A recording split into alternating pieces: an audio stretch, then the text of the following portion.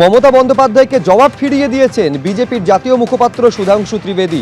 তিনি বলছেন, মমতা বন্দ্যোপাধ্যায় যে রাজনৈতিক দল থেকে তৃণমূল কংগ্রেসের প্রতিষ্ঠা করেছেন, সেই কংগ্রেস কতটা সুবিচার করেছিল নেতাজির জন্য। সত্যিই যদি তিনি জবাব দিতে চান, সত্যিই যদি সম্মান দিতে চান, তাহলে তৃণমূল কংগ্রেস থেকে কংগ্রেস নামটাকে বাদ দিন। কি বলেছেন তিনি, দেখুন। पश्चिम बंगाल की मुख्यमंत्री ममता बनर्जी जी से भी पूछना चाहता हूं कि आपकी पार्टी भी तो कांग्रेस की ही गोत्र की है, आप भी तो कांग्रेस में ही थे, इतने दिन तक क्यों नहीं याद आया कि नेताजी के को वो सम्मान और वो स्थान मिलना चाहिए। और आज भी मैं तृणमूल कांग्रेस से पूछना चाहता हूं, आज भी आपके नाम में कांग्रेस है, वो कांग्रेस जिसका हमने इतना चिट्ठा बताया, जिसने नेताजी के साथ क्या क्या नहीं किया। और फिर मैं कह रहा हूं, नेताजी कांग्रेस के नेता थे, मगर कांग्रेस में जिस परिवार ने किया, उस इंडी गठबंधन के साथ आप खड़े हैं।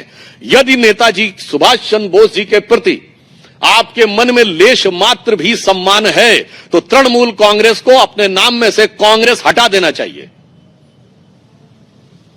अन्यथा बंगाल की प्रबुद्ध जनता उनको तृणमूल से उद्ध्वस्त कर देगी, यानी जड़ मूड़ से उखाड़ फेंकेगी।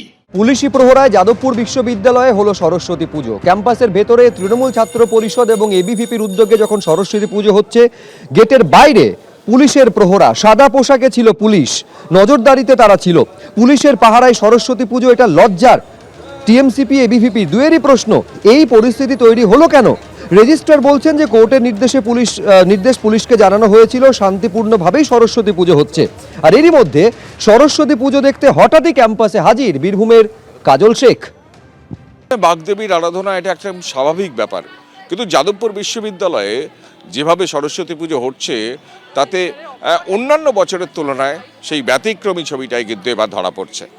যাদবপুর বিশ্ববিদ্যালয় ক্যাম্পাসে আমরা আছি, যেখানে তিনটে সরস্বতী পুজো হচ্ছে। একটি পুজো তৃণমূল ছাত্র পরিষদের তরফে, আরেকটি পুজো এবিভিপি তরফে, আরেকটি পুজো হচ্ছে জাতীয়তাবাদী একটি ছাত্র সংগঠনের তরফে। এবং এই পুজো উপলক্ষে যাদবপুর বিশ্ববিদ্যালয়ের ক্যাম্পাসে নজরদারি চোখে পড়ার মতো।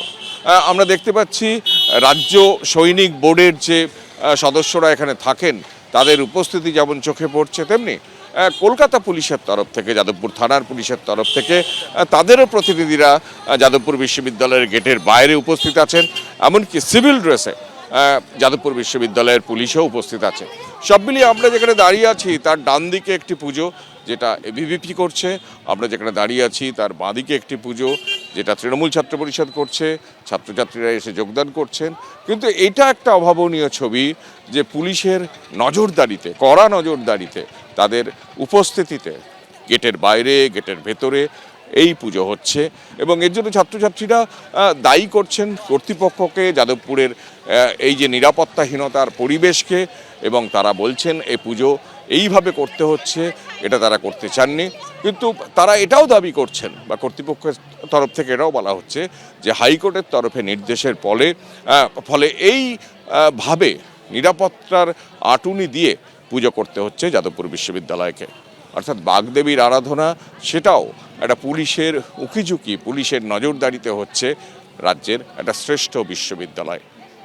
ক্যামেরায় বিশ্বজিৎ সাহার সঙ্গে কৃষ্ণেন্দু অধিকারী, এবিপি আনন্দ, কলকাতা। দুই ছাত্র সংগঠন, তৃণমূল ছাত্র পরিষদ এবং অখিল ভারতীয় বিদ্যার্থী পরিষদ, দুয়েরই প্রশ্ন, এরকম একটা পরিস্থিতি তৈরি হলো কেন? এটা লজ্জার যে পুলিশি প্রহরার মধ্যে সরস্বতী পুজো করতে হচ্ছে। লজ্জারই বিষয় যে হাইকোর্ট থেকে ইউনিভার্সিটিকে নির্দেশ করা হচ্ছে যে ইউনিভার্সিটির নিরাপত্তার ব্যবস্থা যাতে পুলিশকে করতে হয়। ইউনিভার্সিটির প্রশাসন, ইউনিভার্সিটি অথরিটি পুরোপুরিভাবে এখানে ব্যর্থ। নতুন ভাইস চ্যান্সেলর হয়েছেন 3 থেকে 4 মাস হয়ে গেল, তারপরেও আমরা দেখলাম না ইউনিভার্সিটিতে কোনো রকমের ইমপ্রুভমেন্ট।